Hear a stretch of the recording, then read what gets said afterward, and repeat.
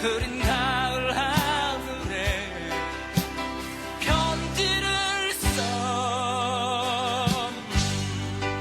잊혀져간 꿈들을 다시 만나고. 여러분 안녕하십니까? 헬로티비 뉴스입니다. 참 맑고 파랗던 가을 하늘이 오늘은 실종이 되더라고요. 그러게요. 한동안 미세먼지 없어서 참 좋았는데 이 미세먼지가 돌아온 탓인 것 같습니다. 네, 맞습니다. 이 코로나19로 인한 사회적 거리두기 때문에 이동이 줄면서 미세먼지도 많이 줄었던 게 사실인데요. 역설적으로 단계적 일상 회복을 앞두고 이 미세먼지가 또 말썽이네요. 그러네요. 다음 주부터는 사람들의 이동이 더 늘어나고 또 겨울철 난방이 시작되면서 걱정되는 게요. 중국발 미세먼지의 공습입니다. 네. 청명한 가을 하늘을 되찾기 위해선 역시 탄소 줄이기 운동에 동참하는 게 아무래도 필요하겠죠? 네, 앞서 들으신 노랫말처럼 흐린 가을 하늘 보며 전자메일 대신 손편지 한 통 써보는 건 어떨까 싶네요. 헬로티비 뉴스 힘차게 출발합니다. 다른 사람 명의로 개통한 선불 유심을 판매한 일당이 경찰의 무더기로 붙잡혔습니다. 이들이 판매한 불법 유심 대부분은 범죄에 이용된 것으로 파악됐습니다. 비장군 철마면 구촌리 고분군 일대에서 가야사를 연구하고 복원하는 데 중요한 자료가 될 유물이 발굴됐습니다. 고분군은 외곽 지역 마을단위 지배계급의 무덤일 가능성이 제기됐습니다. 중구청이 내년 1월부터 점심시간 휴무제를 시행합니다. 공무원법에 따라 공무원의 쉴 권리를 보장하기 위한 것으로 구청은 민원인들의 혼란이 없도록 적극적인 홍보에 나설 계획입니다.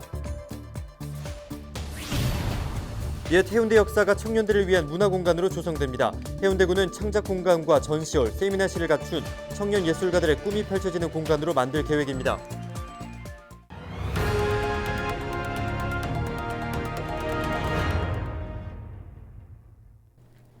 네, 갑자기 돈이 필요한데 수중에 돈이 없다면 어떨까요? 빌려야겠죠.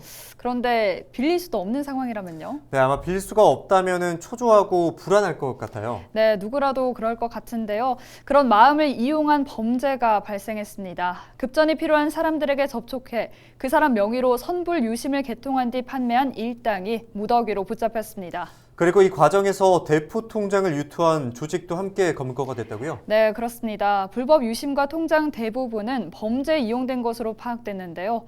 보도에 김한식 기자입니다. 다른 사람 명의의 휴대폰 유심을 불법 개통해 유통한 혐의로 총책 A씨 등 일당 13명이 경찰에 붙잡혔습니다. 일당은 포털사이트 광고 등을 통해 급전이 필요한 사람들을 모은 뒤 이들 명의로 유심을 개통했습니다. 불법 유통한 유심은 모두 5천여 개.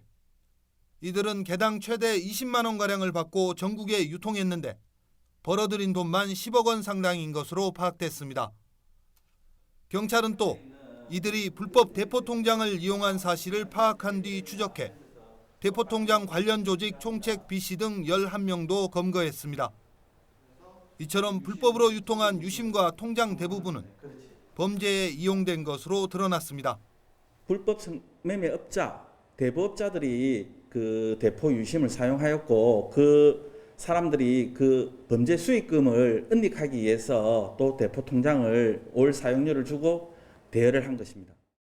이번 사건과 관련해 검거된 피의자는 모두 106명입니다. 이 가운데 불법 유심 구매자 48명은 물론 돈을 받고 명의를 빌려준 34명도 포함됐습니다. 명의 대여자들은 유심 한 개당 3만 원가량을 받았는데 이런 행위는 엄연한 범법 행위에 해당됩니다. 본인 명의 유심 통장을 다른 사람에게 대여를 하게 되면 범죄자들이 이용하여 일반 시민들이 큰 피해를 입을 수 있고 엄연한 범죄 행위이므로 절대 해서는 안 됩니다. 불법 유통된 유심 중 일부는 위조 요건을 이용해 만든 것으로 파악돼 경찰은 위조 요건 제조책도 쫓고 있습니다. 경찰은 유심 판매 총책 A씨 등 6명을 구속하고 달아난 공범 2명을 추적하고 있습니다. 헬로티비 뉴스 김한식입니다. 네, 유심 한 개를 대여해줘서 3만 원을 버는 것보다 범죄자가 되지 않는 게 더 중요하지 않을까요? 네, 그러게 말입니다. 네, 휴대폰 유심과 통장, 명의를 빌려주는 것만으로도 불법이라는 점 꼭 명심하시기 바랍니다. 계속해서 다음 소식입니다. 기장군 고촌리 고분군의 발굴 조사가 진행됐습니다. 네, 국정과제 중에 하나인 가야 문화권 조사 연구 사업의 일환으로 처음으로 정식 조사가 이루어졌는데요. 금관 가야 시대를 나타내는 유물들이 다수 발견됐습니다. 안수민 기자의 보도입니다. 기장군 고촌리 고분군. 1998년 지표조사를 통해 4세기에서 6세기 삼국시대 고분군이 있다는 사실이 학계에 처음 알려진 이후 처음으로 정식 발굴 조사가 진행됐습니다. 구릉 정상부 150제곱미터 부지에서는 목광묘와 석광묘, 옹관묘 등 10개의 유구가 발견됐습니다. 5세기 이전 고분이 집단으로 발견된 것은 복천동 고분군을 제외하면 부산에서 가장 큰 규모에 속합니다. 유물들도 다수 출토됐습니다. 네, 지금 보시는 것은 골이 달린 큰 칼이라 불리는 무기입니다. 형체가 뚜렷하지는 않지만 이렇게 고리와 칼 전체의 형태를 유추해 볼 수 있는데요. 역사학적으로 이 칼은 가야시대 지배계급이 사용했던 것으로 알려졌습니다. 입구가 바깥으로 굽어진 모양의 토기들도 다수 나왔습니다. 외절구 연고배라 불리는 해당 유물들은 복천동 고분군과 김해 고분군에서도 출토됐던 것으로 금관가야 시대임을 판가름하는 기준이 됩니다. 따라서 기장군 고촌리 일원도 금관가야와 연관성이 있는 지역이라 유추할 수 있습니다. 다만 고분군의 규모가 복천동 고분군에 비해 작기 때문에 당시 외곽에 있던 마을 단위 지배계급의 무덤일 가능성이 제기됩니다. 부장된 점에서 부산 복천동 고분군과 굉장히 유사한 그런 토기 기형적 특징과 유물 조합상을 보이고 있어서 금관가야의 하나의 권력으로 설정할 수 있는 그런 중요한 자료가 확보되었다는 점에서 중요한 성과가 있습니다. 이번 고촌리 고분군 발굴은 가야사를 대표하는 인근 지역 고분군들과의 관련성을 연구하는 자료를 확보했다는 점에서 부산 가야사를 올바르게 복원하고 연구하는 데 기여할 것으로 학계는 기대하고 있습니다. 헬로티비 뉴스 안수민입니다. 네, 저희 부산방송에서는 그동안 국제관광도시 부산의 현재와 미래를 다루면서 부산을 알리고 매력적인 도시를 만들기 위한 핵심 과제들을 짚어왔습니다. 이런 과제들을 어떻게 풀어나갈지에 대한 고민도 중요할 텐데요. 이번 시간 차선영 기자와 함께 이야기 나누겠습니다. 어서 오시죠. 네, 부산 국제관광도시 지금 어디까지 와 있다고 보십니까? 네, 결론적으로 말씀드리자면 이 국제관광도시의 매력을 갖추기 위해서 이제 출발점에 섰다 이렇게 보시면 될 것 같습니다. 예. 네, 부산을 영화 축제 또 여행의 자유가 넘치는 아시아 제1의 해양 문화도시로 만들겠다는 장밋빛 미래를 그렸는데 네. 잘 아시다시피 코로나19 장기화로 인해서 이 관광 분야는 지난해부터 꽁꽁 얼어붙었습니다. 예. 이 상황이 이렇다 보니 부산시는 부산 관광 포털, 이 비직 부산 SNS 채널 등을 활용해서 온라인 글로벌 홍보 마케팅 쪽으로 사업을 집중을 했습니다. 예. 해운대를 비롯해서 영도, 기장, 원도심 등 이 기존의 부산이 가지고 있는 관광 자원들을 활용해서입니다.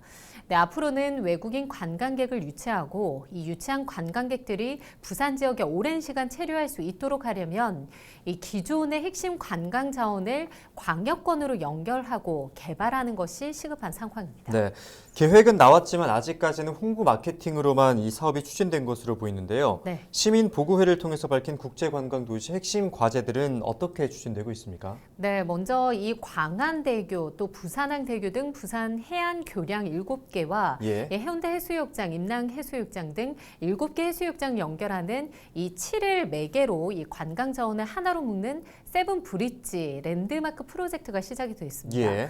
파리 에펠탑이나 샌프란시스코 골든게이트 이 브릿지처럼 이 죽기 전에 꼭 한 번은 가보고 싶은 이 핵심 대표 이미지를 만들겠다는 것인데 이 사업의 추진 속도 더딥니다. 하나씩 단계를 밟아가고 있지만 예산 확보 등 문제로 이 사업의 속도를 내지 못하는 모습이었습니다. 예. 또 핵심 전략 사업 중 영화 이벤트 사업 역시 이 사업 추진이 쉽지 않아 보이는데요. 계획대로라면 올해 부산국제영화제 연계해서 관광 상품들을 개발할 예정이었는데 오프라인 축제였지만 영화제가 축소 운영되다 보니까 이 축제와 국제관광도시 사업과의 연계가 힘들었던 것 같습니다. 예. 또 수영구 망미동 골목 일대 영화를 중심으로 현대 미술, 문학 등을 또 융합하는 트랜스 미디어 아트 프로젝트가 진행되고 있는데 이 취재 결과 이미 지역 주민과 지역 예술인, 또 영화 전문가, 도시재생 전문가 등이 모여서 인적 교류가 활발히 이루어지고 있고 이 구체적인 사업 계획도 나와 있는 상황이었습니다. 예.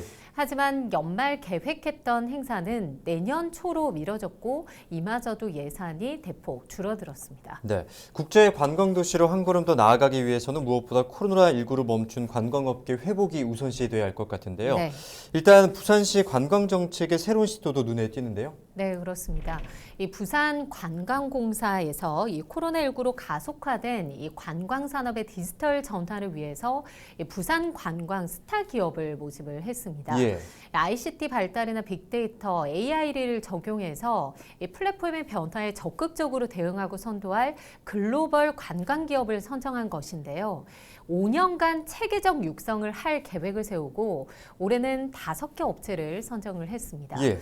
1차 년도 사업화 지원에 1,000만 원, 2차 년도에 1,000만 원 이렇게 지원이 되는데 사실 취지는 좋지만 예산이 상당히 적습니다. 예. 한 달로 따지면 월 83만 원 정도 이 스타 기업에 지원이 되는 건데 관광 산업의 디지털 전환에 큰 도움이 되기는 좀 어렵지 않나 그런 생각이 들었습니다. 네, 여러 가지 어려움이 있는 상황인데 네. 국제 관광 도시의 근간이 될 관광업계 회복을 위해서는 실질적으로 도움이 되는 지원 정책이 필요할 것으로 보입니다.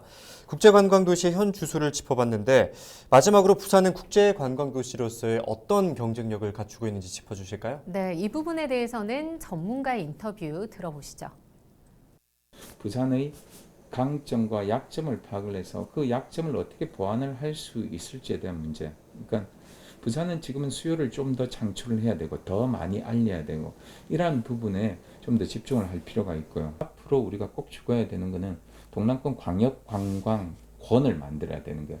이제 덩치도 늘리고 체류 기간도 연장시키고 저는 뭐 광역 관광 브랜드까지 지금 만들어야 된다고 생각을 하는데. 네, 영상을 함께 보고 오셨는데요. 앞으로 국제관광도시로서의 경쟁력을 갖추려면 예산 확보 또 사업 추진에 속도를 낼 필요가 있겠군요. 네, 그렇습니다. 이 좋은 계획도 또 예산이 뒷받침돼야 실현이 되고 또 시도도 해볼 텐데 이 단계적인 일상 회복이 시작이 됐고 또 움츠린 관광 분야에서도 이 워밍업이 시작된 만큼 앞으로 국제 관광 도시가 어떤 모습으로 펼쳐질지 좀 지켜봐야 할 것 같습니다. 네, 이번 시간 부산국제관광도시 과제에 대해서 차선영 기자와 함께 짚어봤습니다. 고생하셨습니다.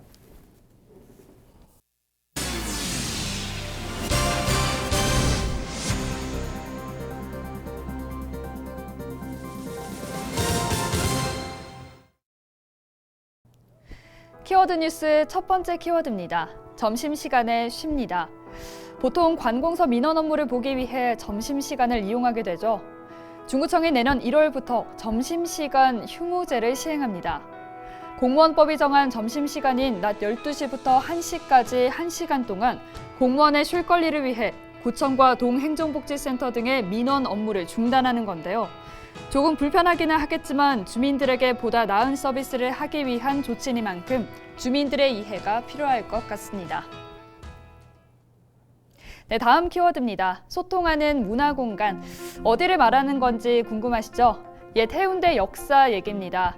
옛 해운대 역사를 해운대 아뜰리에, 다시 말해 문화공간으로 조성하는 것으로 결론이 났습니다. 해운대구와 한국철도공사 부산경남본부가 업무 협약도 체결했는데요. 구는 창작공간과 전시홀, 세미나실을 갖춘 청년예술가의 꿈이 펼쳐지는 문화공간으로 조성해 내년 초에 문을 열 계획입니다. 네, 이번 키워드는 행복구름입니다. 부산시각장애인 복지연합회가 제42회 흰지팡이의 날을 기념해 시각장애인들에게 행복구러미를 배부했습니다. 마스크와 식음료, 생활용품 등이 담긴 행복구러미가 지역의 시각장애인 1000여 명에게 전달됐는데요. 중증시각장애인에게는 흰지팡이도 배부됐습니다. LG엘로비전도 전날 기념행사에서 흰지팡이와 방역용품을 지원했습니다.